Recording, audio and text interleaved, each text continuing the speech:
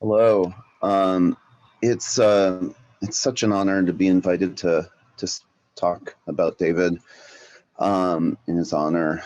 And a number of people have already spoken about his spirit of collaboration and how he embodied that spirit in Occupy Wall Street and where I met him, and several people did, and other times, and how much he believed in collaboration and how generous he was. And I'd like to read a quote from his forthcoming book, The Dawn of Everything, that shows, that talks about that, which David exemplified, collaboration, cooperation, and generosity. And the way he backs it up over page after page after page shows in the rest of the book, I think shows his precise mind and the way in his hands anthropology truly does become the most exact social science. And I think it gives me the feeling that left-wing movements can achieve marvels in a world that sometimes seems overwhelmingly negative. So here's the quote. What's meant by a self-conscious political actor is what this is about.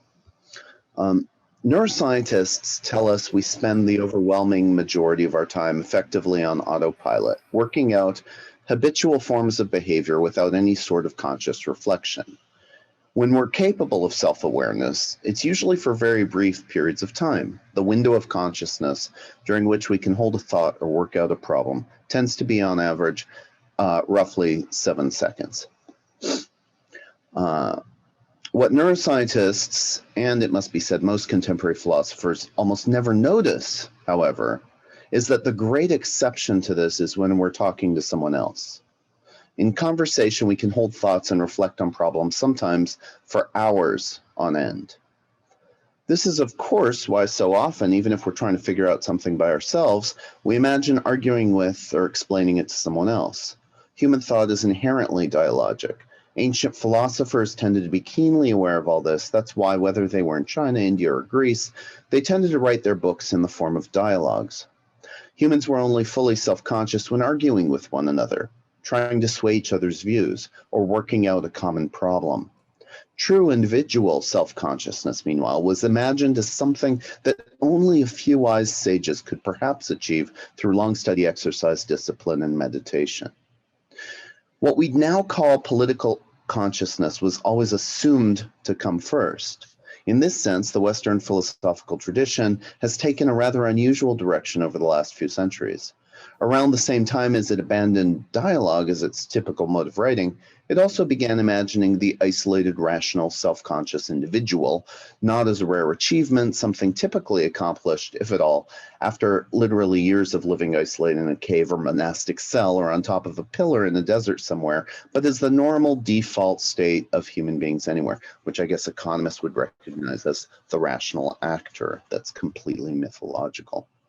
Even stranger, over the course of the 18th and 19th centuries, it was political self-consciousness that European philosophers came to see as some kind of amazing historical achievement, as a phenomenon which only really became possible with the Enlightenment itself and the subsequent American and French revolutions. Before that, it was assumed people blindly followed traditions or what they assumed to be the will of God. Even when peasants or popular rebels did rise up to try to overthrow oppressive regimes, they couldn't admit that they were doing so, but convinced their own selves that they were restoring ancient customs or acting on some kind of divine inspiration.